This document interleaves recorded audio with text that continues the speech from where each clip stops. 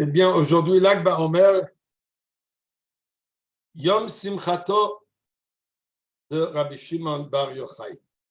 Comme Rabbi Shimon Bar Yochai lui-même, il a demandé, comme il est écrit dans le Zohar, il a demandé que le jour de sa disparition, Yom Istalkuto qui veut dire son élévation, que ce soit un jour de joie, pas Chas v'Shalom, un jour de deuil, mais un jour de Simcha.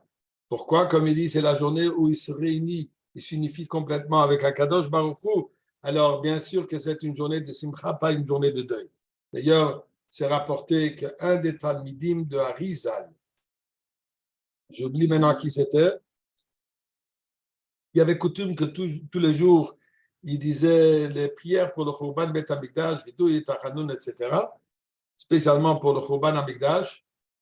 Et le jour de Lag BaOmer, la Rizal est venu, lui dit à son élève donc que Rabbi Shimon Bar Yochai est venu chez la Harizal et s'est plaint comment que ça se fait que son Talmid est en train de dire de Tachanunim, est en train de pleurer la destruction de Beth Amikdash, B'Yom Simchato, le jour de sa Simcha. Ça, c'est quelque chose qu'il faut essayer de comprendre. Au contraire, Adrab, une journée de tel augure, de telle importance, ça serait vraiment le moment de pleurer pour le Beth Amikdash, de faire les prières pour le Beth Amikdash. Apparemment, ce que Rabbi Shimon Bar Yochai nous enseigne, on peut pleurer et on peut chanter pour la même chose.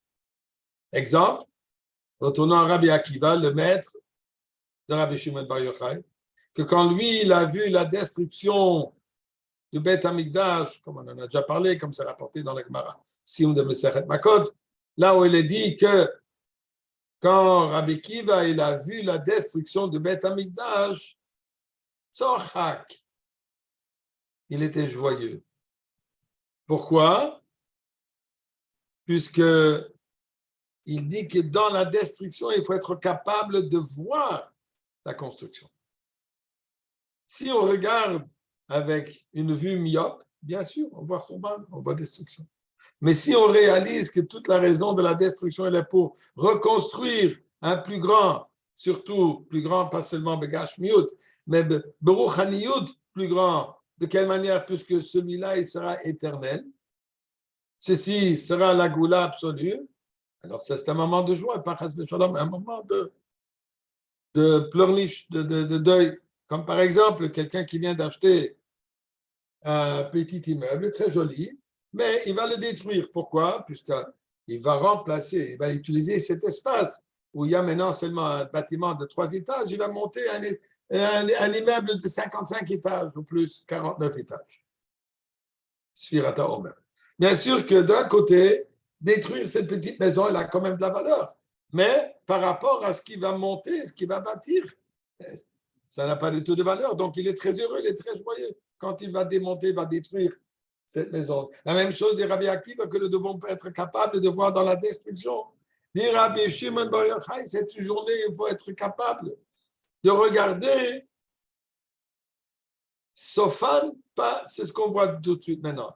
Comme il y a marqué Not, Strilos, le début est relié à la fin, qu'on doit être, le Rabbi dit dans un mamar, dans la maîtresse, je crois que c'est un mamar, le Rabbi rapporte que qu'est-ce que ça veut dire Naut, Strilos, que le début est relié à la fin, qu'il faut pouvoir être capable de voir déjà dans le début, qu'on soit déjà capable de voir la fin. Pas seulement de savoir qu'il y a un lien, bien sûr, chaque chose, il y a une raison, il y a tout le cheminement, mais déjà dans le début, quand tu commences cette activité et tu sais c'est quoi le résultat, qu'on soit déjà capable même de voir dans le début, déjà de voir tout à fait la fin. Donc, il dit que là-dedans, aujourd'hui, dans cette disparition physique de Rabbi Shimon Bar Yochai, il faut pouvoir voir quoi? La Géoula. Et d'ailleurs, parmi les coutumes qu'il y a à Lag BaOmer, même et je le dirais que chez le Rebbe, ça n'a jamais été fait, mais on trouve, je crois qu'on raconte que le Rebbe Rachab, lui, il achetait à Hebron pour acheter le sroud d'allumer l'huile, pour allumer le feu à Hebron, pas à Miron, mais à Hebron. C'est là où il a envoyé de l'argent pour acheter le scout, avoir l'huile, soit son nom.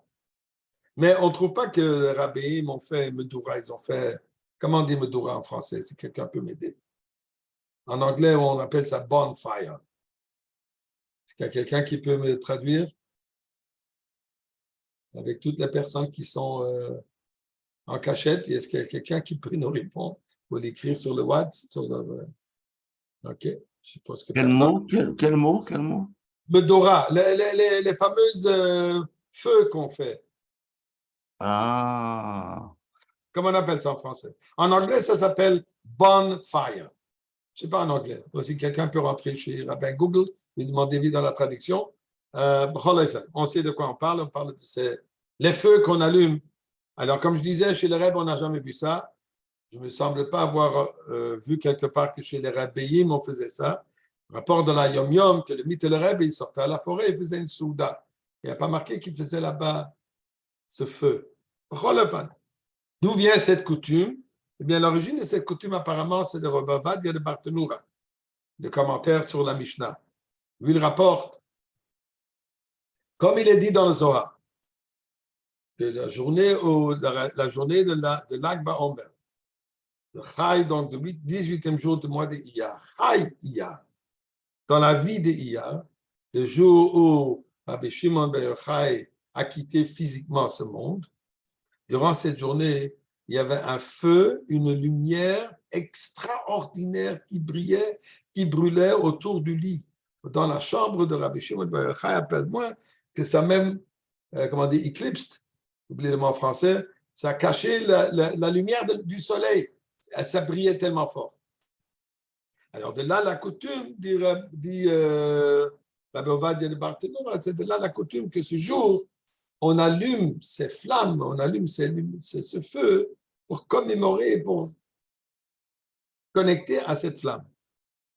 Mais c'est quoi cette flamme? C'est quoi cette lumière? Quelle lumière a rayonné ce jour-ci? Eh bien, il est dit dans la Hakdama du Zohar, dans l'introduction du Zohar, là il y a marqué Bedein Sifra, j'oublie le mot exact, mais ce qu'il est dit là-bas, Bedein Sifra, avec ce Sefer, on ira pour accueillir Mashiach. C'est avec le Sefer HaZohar, donc avec l'enseignement de Pnimiut Torah, l'enseignement du cachet, du voilé de la Torah, la Kabbalah et la Chassidut. Avec cela, nous irons recevoir Mashiach. Qu'est-ce que ça veut dire? Le Zohar est ceci qui nous amène la Goula. Pourquoi? Ça montre bien ce qui a marqué dans l'Alacha, Toamer Chaim Zahu. Ou alors, on goûte. Coutume veut que Erev Shabbat, on goûte déjà des repas de Shabbat. On se prépare pour Shabbat, pas la dernière seconde, on espère, mais on se prépare plus tôt. On casse la table, on s'habille, la lachot, tout ce qu'il faut faire avant Shabbat, pour entrer dans le Shabbat, respectueux comme le Shabbat. Chaque fête a sa préparation. Et on se prépare de ce que la fête représente.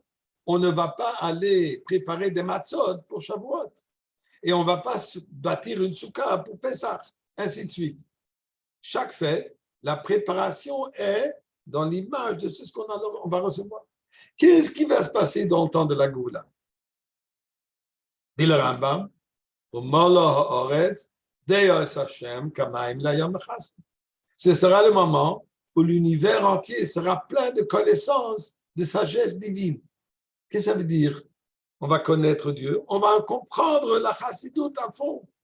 On va comprendre les sujets de la Kabbalah que maintenant on les répète sans vraiment comprendre, puisque c'est au-delà de notre capacité de comprendre. Tel que le Raltreb explique dans le Tanya, le Shir Tanya, Memchet et Perikbet, le Tanya quoi? Que l'existence et la connaissance, la sagesse de Dieu, elle est complètement à un autre niveau de notre sagesse. Et comme les rapports de Rambam, c'est quelque chose que nous, êtres humains, on n'est pas capable de comprendre. Pourquoi? Puisque notre sagesse, elle est limitée. Et la sagesse divine qu'on voudrait comprendre, elle est illimitée. N'importe quel niveau le plus élevé de la limite sera capable d'atteindre l'illimité. Dit le Zohar. Qu'est-ce que le Zohar? Le Zohar est aujourd'hui un aperçu de ce que nous allons comprendre au temps de la Géoula. C'est pour ça qu'on dit, c'est pour ça ce qu'il est dit, qu'avec ce Sefer, on ira accueillir la Géoula, tel que je vais accueillir Pesach. Avec les matzot, on va accueillir Sukkot avec le lulav et Etrog et le Souka, et ainsi de suite. Shabbat, on se met dans les vêtements de Shabbat, on prépare les bougies, on prépare les chalotes et tout ce qui vient avec. De la même manière, pour la Géoula, on se prépare comment? En étudiant les enseignements de Rabbi Shimon Bar Yochai. C'est ça ce qu'il dit qu'avec ce Sefer, on ira accueillir la Géoula. Il y a une Reb Mendele de Dinov, je crois qu'il s'appelait, le Sefer Bnei Yisasra. Il rapporte sur le passage qu'on dit tous les jours dans le Ozia chez Moshe. Là, on dit Bnei Yisrael yoitzim biyad Rama. Hashem, etc. Dieu a sauvé le peuple juif et Bnei Yisrael et le peuple juif yoitzim sortent d'Égypte biyad Rama, avec la main levée. Biyad Rama, dit le Targum Onkelos, le Targum, la traduction qu'on trouve dans tous les Chumash, la traduction en araméen, traduit par Onkelos qui était un converti, mais on ne va pas rentrer maintenant dans ce sujet. Et il dit quoi? Yad Rama traduit le Targum Bereish Gelei. Bereish Gelei, dévoilé. D'une manière, Yad Rama, elle dit qu'on est sorti, pas en cachette, on est sorti ouvertement. Alors il dit Bereish, Bereish s'écrit Bet, Resh, Yud, Shin. Et ça, c'est l'acronyme, ça, c'est l'abréviation de Rabbi Shimon Bar Yochai. Bereish, Bet, Resh, Yud, Shin. On va renverser un peu les lettres. Resh, Shin, Bet, Yud, Rabbi Shimon Bar Yochai. Donc, il dit, qu'est-ce que ça veut dire? Bereish, quand les enseignements de Rabbi Shimon Bar Yochai, Gelé, se dévoilent, là, au Bnei Israël, Yoitzi. C'est là le moment où le peuple juif sort de l'exil. On va aller un peu plus loin. Il rapporte à ça. Mais nous savons aussi que le Baal Shem Tov est monté dans le Hechal HaMashiach. Le Baal Shem Tov est monté dans la salle, dans le Hechal, le condo de Mashiach. Il lui dit, Hey Mosaika Osima, quand est-ce que tu arrives? Et tu exagères un peu. Je ne sais pas si Baal Shem Tov lui a dit, mais nous on peut le dire. Ça traîne et ça traîne, ça fait 2 millénaires et tu n'es toujours pas dévoilé. Qu'est-ce qui se passe? Lui répond Mashiach, le Kesheyofutsu Mainesechafutsu. Je viens quand tes enseignements seront propagés à l'extérieur. Donc en réalité, comme on sait très bien, Rabbi Shimon Bar Yochai, qui nous dévoile le Zohar, la Kabbalah. Ensuite, la deuxième étape de dévoilement avec le Baal Shem Tov. Le Baal Shem Tov qui est venu pour nous dévoiler l'enseignement de la Chassidut. Ensuite, avec tous les rabbins, ça s'est dévoilé de plus en plus. Mais le Baal Shem Tov, c'est lui le premier qui amène Chai Elul, comme on le sait. Chai Elul, de Achia Shiloini, le prophète est venu lui dire, il est temps maintenant de te dévoiler, commencer à propager tes enseignements. Donc, il y a un lien direct, bien sûr, de Rabbi Shimon Bar Yochai, de l'enseignement de Rabbi Shimon Bar Yochai des Zohar, et l'enseignement du Baal Shem Tov, la Chassidut.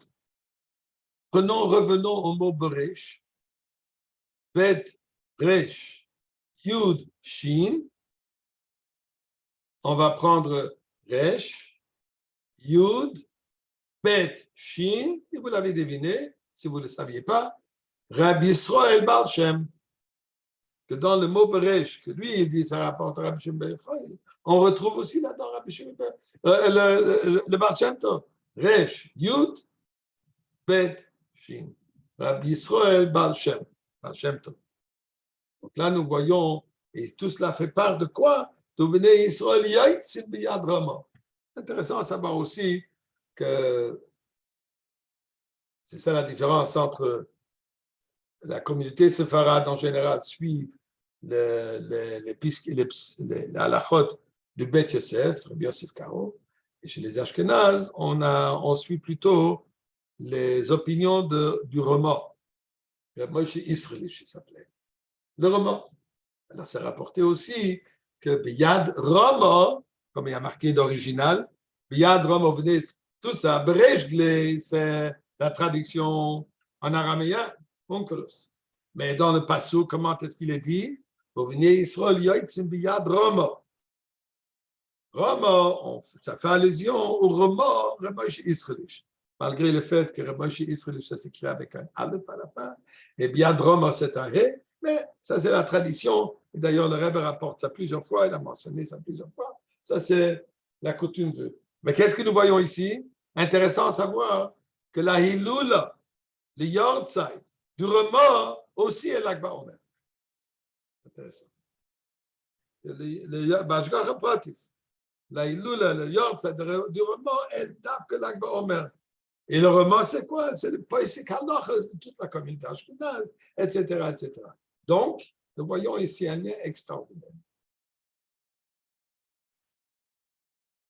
On va revenir à la fin, je vais revenir au Yad Rama.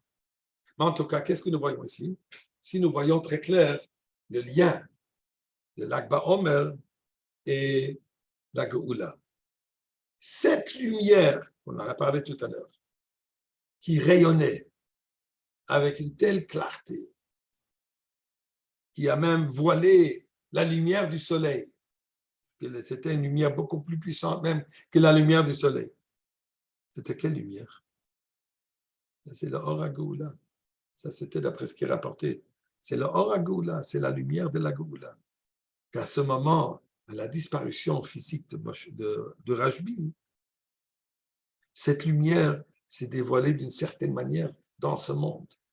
Bien sûr que le reste n'a pas pu capter, n'a pas pu recevoir. Mais c'est devenu, il y avait à ce moment un dévoilement divin dans cette idée de la venue de Mashiach, dans la lumière de Or HaGeoula, cette lumière de la Geoula. Et ça, c'est le lien, ça, c'est le rapport que nous voyons entre l'Akba Omer, un des liens, on en verra, il y a encore plusieurs. Qu'est-ce que Rabbi Shimon bar Yochai fait? Rabbi Shimon bar Yochai nous représente deux choses. L'enseignement de la Torah. Surtout sachant que après que les 24 000 élèves de Rabbi Akiva sont décédés, il est resté avec 5 élèves. Parmi eux, Rabbi Shimon bar Yochai. Les autres, ils sont tous décédés. Pourquoi? Parce que le Nohag ou Kavod Zelazé. Il manquait un certain respect. On a l'habitude de traduire manque d'Avat Israël. On en a parlé, je crois, la semaine dernière, que ce n'est pas une question de manque d'Avat Israël, mais d'une certaine manière, il manquait avoir accepté le prochain tel qu'il est. Ceci, c'est une expression d'Avat Israël.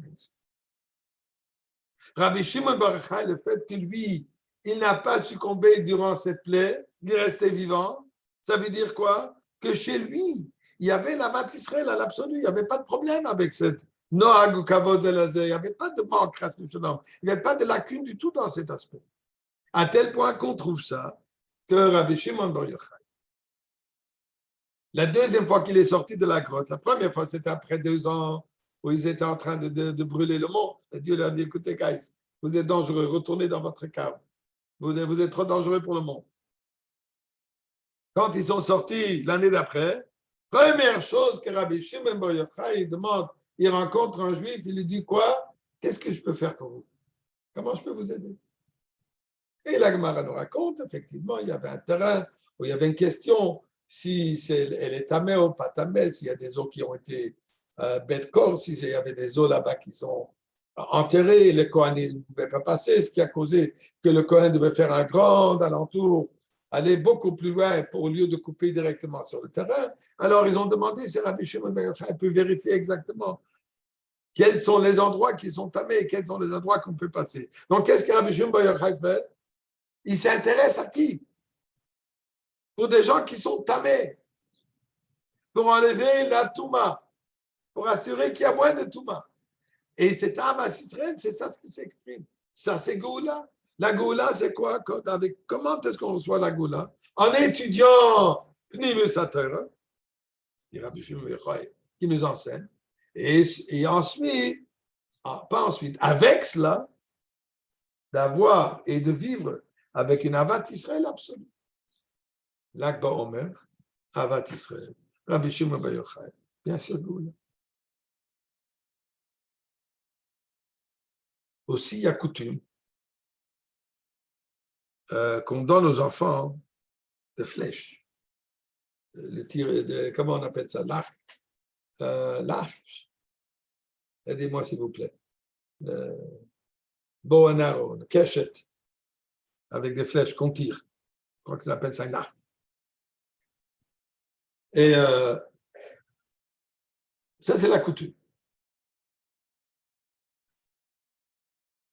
Il y a plusieurs raisons qui sont données là-dessus.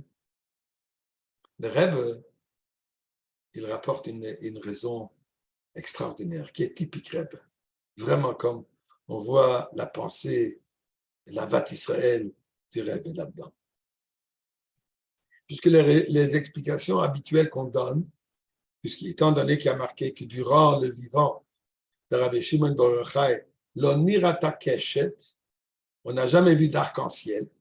L'arc-en-ciel qui nous rappelle le déluge, que Dieu a promis après le Maboul de Noach que plus jamais il va faire un déluge. Et comme signe de cette promesse, vous allez voir l'arc-en-ciel, Keshet. Donc, d'une certaine manière, le Keshet nous représente quoi? Que Chas Shalom, il aurait pu avoir un déluge. Mais Dieu a la promesse d'un Kadosh Baruch Hu, pour ça, il n'y avait pas de déluge. Donc, d'une certaine manière, cet arc-en-ciel représente un état négatif. Un état où Am Israël, le peuple, le monde entier mérite un déluge, mais Dieu ne le fait pas à cause de sa promesse. Elle a dit que durant toute l'existence, durant tout le vivant de Rabbi Shimon Bar Yochai, il n'y avait pas d'arc-en-ciel du tout. Pourquoi? L'explication simple qui est donnée est que, puisque avec son srout, son mérite suffisait pour protéger tout le monde.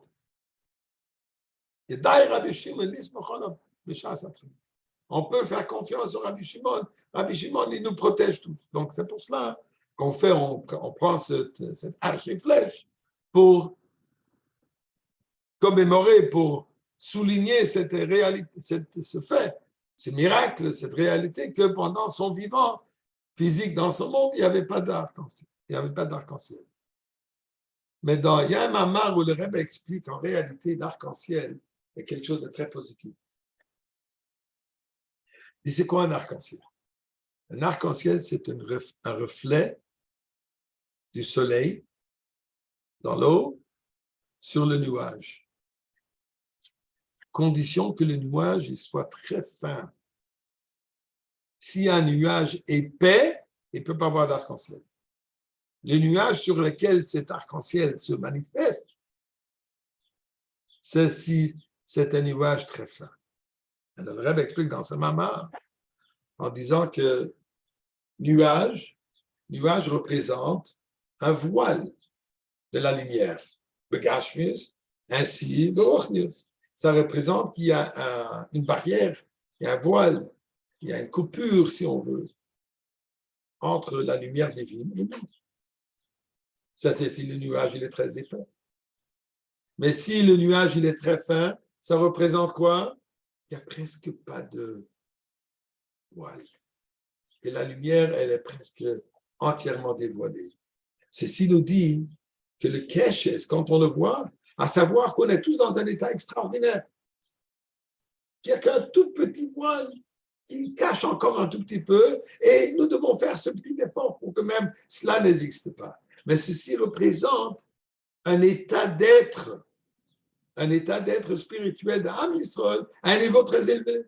Il n'y a pas de nuage épais. La lumière, elle passe. La lumière, elle est présente. La Kedusha, elle est présente. Il faut juste ajouter encore un petit pas. Le dire à Rabbi Shimon ben Yochai que durant son vivant, même ça, il n'y avait pas. Que durant son vivant, rayonnait la lumière ouvertement.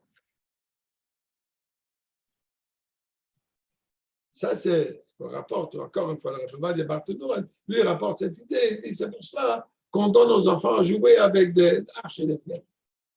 Et là, le Rabbin va partout. C'est quoi le but de cette arche? C'est quoi l'histoire, l'origine de cette arme? À l'époque où les combats ils étaient face à face, il fallait se battre avec l'ennemi. Direct, un conflit direct avec l'autre soldat. Et celui qui était plus fort gagnait. Qu'est-ce qu'on voulait faire? Ils ont trouvé un moyen comment pouvoir atteindre l'ennemi quand il est encore loin.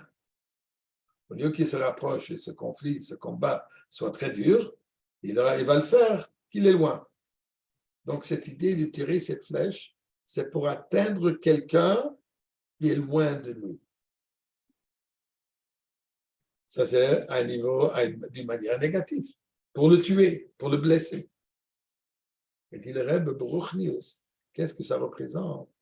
Si on veut atteindre quelqu'un qui est très loin, quelqu'un qui est malheureusement, il est encore loin de Torah et Mitzvot, il est loin de la Chassidut, il est loin de la Yitzhak, il est loin de comprendre Kehinezeba, il est loin de comprendre que Mashiach arrive, que nous vivons les dernières secondes de Mashiach, avant, à la venue de Mashiach. Comment est-ce que je peux l'attirer? Comment est-ce que je peux le rejoindre? Comment est-ce que je peux l'affecter? Comment est-ce que je peux le toucher d'une manière positive?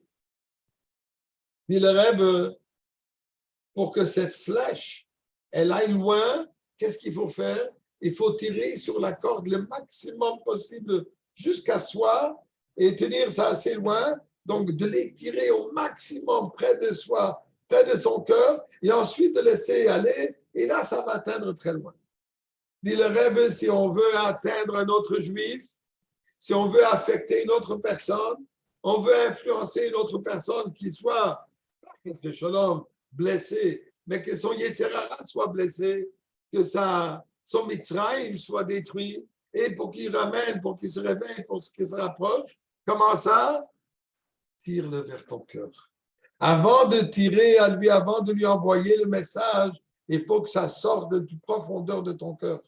Si ça sort de la profondeur de ton cœur, là, tu seras capable d'affecter le prochain. Ça, c'est Rabbi Shimon ben Yochai. Ça, c'est le Keshes.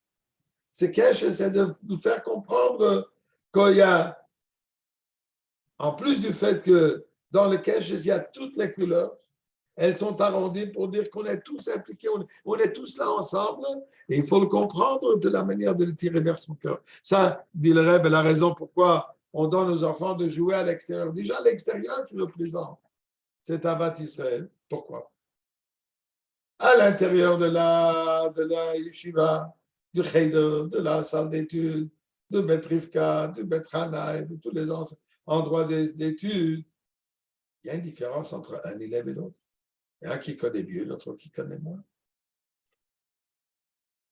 Mais pour jouer à l'extérieur, quand on sort du cheder, on sort de la classe, on sort des études, non, on sort tous à l'extérieur, là, tout le monde est égal. Il n'y a pas de différence entre un et l'autre. Comme que la Torah a été donnée dans le Midbar, là où il y a l'égalité. Donc, cette sortie à l'extérieur, déjà, elle représente Avat Israël. C'est ça ce qu'on donne à l'enfant, à jouer une flèche, même s'il y a encore quelqu'un qui est éloigné, parle du cœur, attire-le vers ton cœur. Et d'une certaine manière, comme nous savons, depuis les années 50, le Rebbe a institué la parade de l'Akba Omer. C'est quoi cette parade de Makbola? Qu'est-ce que ça représente? Aujourd'hui, on le prend pour acquis. Il faut réaliser qu'en 1950, quelques années après l'Holocauste,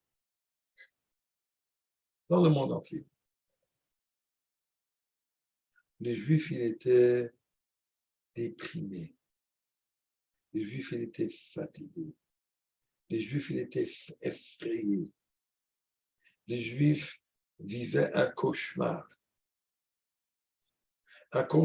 de survie, en cachette, avec une crainte. Dit le Rebbe, on ne peut pas laisser qu'il y ait une génération qui va être élevée dans cette crainte, qui va être élevée dans la cachette, qui va être élevée à garder son judaïsme enfermé dans son ghetto, dans son placard, dans son chez lui. Il faut que ce judaïsme sorte à l'extérieur, dans la rue, dans le domaine public, et ouvertement, et avec toute fierté, proclamer quoi? Je suis juif, je fais Shabbat, je mange kasher, j'ai une mezouza, et tous les mitzvot qu'on défile avec sur les différents placards et les différents chars décorés. Tout ça pour dire quoi? On vit notre judaïsme ouvertement avec la plus grande fierté. On n'a rien à cacher. Au contraire, nous avons un message à ramener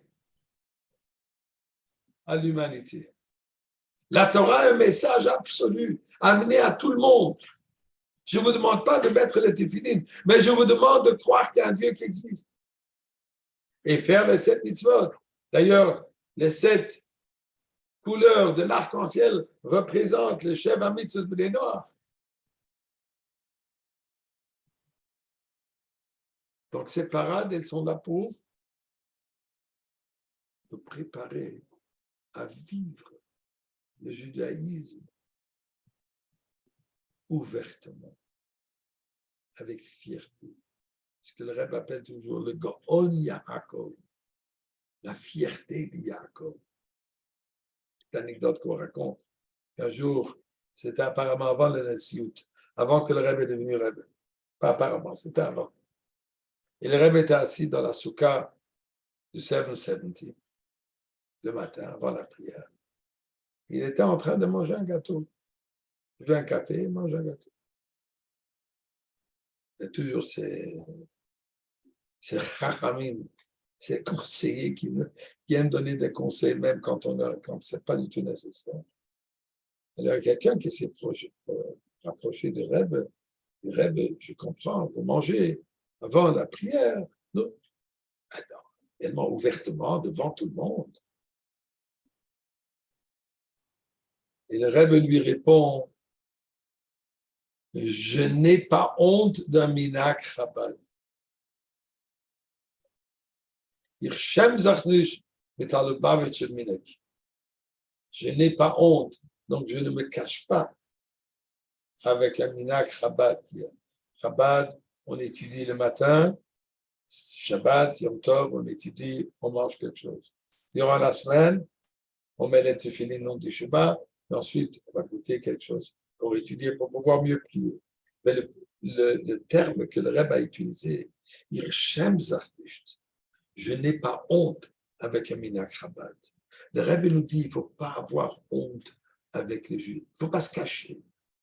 J'ai besoin de mettre mes téphilines là où je suis dans un domaine public, je suis en train de voyager dans l'avion, je mets mes téphilines devant tout le monde dans l'avion. Non seulement ça, je vais même encourager d'autres à mettre les téphilines. Je dois faire la prière mincha, je ne me cache pas. J'ai un rendez-vous avec un homme d'affaires, avec un associé, ou un client, ou un fournisseur qui n'est pas juif. Il m'invite à manger au restaurant. Ah, je ne dirais pas, tu sais, j'ai pas faim, j'ai pas ci, j'ai pas ça. Je dis non, je suis juif, je mange kasher, et dans ce restaurant, je ne peux pas aller. Point la ligne. Être fier de notre judaïsme. Ces parades développent dans les enfants de jeune âge, de bas âge, de leur dire tout de suite, soyez fiers, soyons fiers de notre judaïsme. Ça, c'est Goula. La Goula, c'est quoi? On va tous reconnaître la présence divine. Où ça? Umala ha'oretz. Pas Umala ha'bayit. Pas Umala bet hamidrash. Pas Umala bet hamikdash. Ou pas Umala les yeshivot et les chadarim, les séminaires, etc. Umala ha'oretz. L'univers entier, le monde entier, dans son ouvertement, sera plein de connaissances divines. Ça, c'est la parade. Dehors, dans les rues, où le monde entier le voit, et toute la média du monde entier filme ces milliers de parades qu'il y a eu aujourd'hui, à travers le monde, avec des milliers de Chabad. Et je n'exagère pas. Chaque bête Chabad, là où ils ont fait une parade. Grand, petite, peu importe. Pour me rappeler, belle petite, j'ai vu ça un jour, ça m'a tellement plu, dans quelque part, dans un petit yishuv, en Eretz Israël. Quelques familles, un Chabadnik, ils ont fait une parade. Quelques enfants et quelques adultes avec des affiches qui marchaient en avant. Un âne, c'est un petit village, ils ont un âne avec une charrette. Alors il y avait une affiche qui disait Ani lo achamoro shel Mashiach. Je ne suis pas l'âne de Mashiach. Mais dit Aval tsoadim likrat Mashiach. Mais nous marchons vers Mashiach. Très cute, très joli, très bon. Des parades dans le monde entier, des millions, je suppose, des enfants et des adultes qui ont participé dans cette parade. D'ailleurs, aujourd'hui, à Montréal, il y a quelques heures, il va y avoir quelques milliers de personnes et des enfants qui ont participé dans la parade. Tous qui disent quoi? Je suis fier d'être juif. Dans toutes les langues. Ça, c'est la parade. Ça, c'est la Géoula. Et ça, c'est Melech HaMashiach. Pour revenir au début, nous avons mentionné Uvenei Yisrael Yoitzim Biyad Rama. On a dit que Biyad Rama traduit Onkelos, le Targum, Beresh Gileh, et comme on a dit, ça c'est l'abréviation Rabbi Shimon Bar Yochai et Rabbi Yisrael Bat Shem Tov. Mais regardons le mot Biyad Rama. Quel rapport avec Biyad Rama en hébreu? Pourquoi seulement en araméen c'est relié à Mashiach? Alors, on va dire tout simplement que même en araméen, puisque toute l'idée de la Géoula, c'est quoi? De transformer le monde matériel, de transformer le monde adversaire de Torah et Mitzvot, de transformer le Chayshach, l'obscurité de la transformer en lumière. Donc pour ça, c'est d'avre dans le Targum, d'avre dans une langue qui représente le Galout, qui représente l'exil, et ceci est traduit, d'avre là-dedans se dévoile, Bereish Glei, Rabbi Yisrael Bat Shem Tov. Mais quand on arrive déjà au moment final, quand on a déjà la lumière finale, où c'est plus une transformation, c'est déjà la Géoula le Papa et le Mamesh, là où il y a marqué qu'on va tous parler la même langue, je ne pense pas que ce sera le français ou l'anglais. Ce sera quoi? L'Oshon HaKodesh, ou peut-être le Yiddish. Là, il y a marqué Biyad Rama. Ça y est marqué dans la Torah. Biyad Rama, Rama, qui s'écrit Resh Mem Hei. Alors, Rama représente Rabbeinu Melech HaMashiach. Uvenei Yisrael Yoitzim Biyad Rama. D'ailleurs, d'abord, même Bereish représente Rabbi Shlita. Dans Yad Rama, ça c'est dans Bereish, dans Targum, et dans l'hébreu aussi. Biyad Rama, Rama représente Rabbeinu Melech HaMashiach. Vous venez Israël, donc là nous voyons comme l'Akba Omer, l'enseignement de l'Akba Omer, qui est, comme on a dit tout à l'heure, deux choses, l'étude de Pnimut HaTorah, l'étude de la Chassidut, et Avat Israël, tout ça nous relie directement. Il dit qu'avec ce Sefer, nous allons sortir du Galout, du Sefer HaZohar. Bar Shem Tov qui nous dit que le Mashiach lui a dit quand est-ce que je viens? Quand l'enseignement de Baal Shem Tov sera propagé. Le Rebbe, il nous dit que pour vivre la Géoula maintenant, pour ouvrir nos yeux et pour vivre la Goula.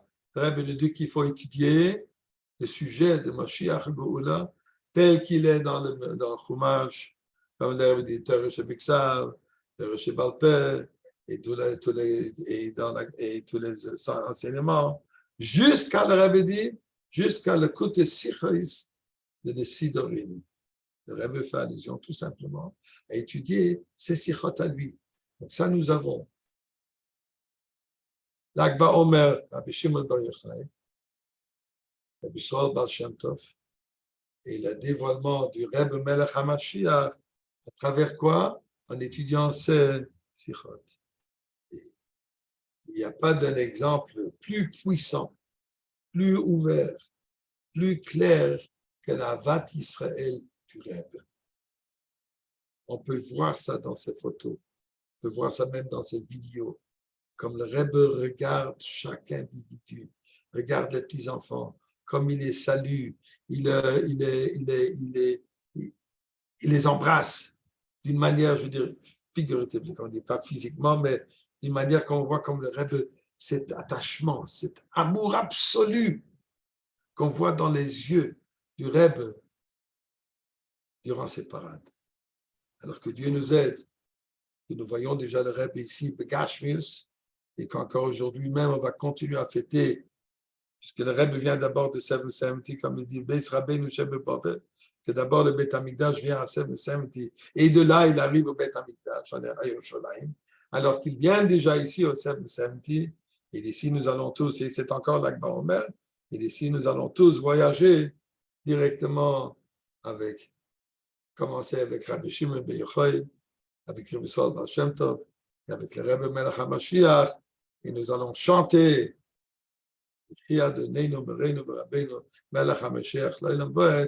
avec la plus grande joie, la plus grande simcha, puisqu'on aura Bnei Israël Yotzim B'Yad Ramba. Gut Yom Tov, Gut Yom Tov, Gut Yom Tov. Amen, amen, amen.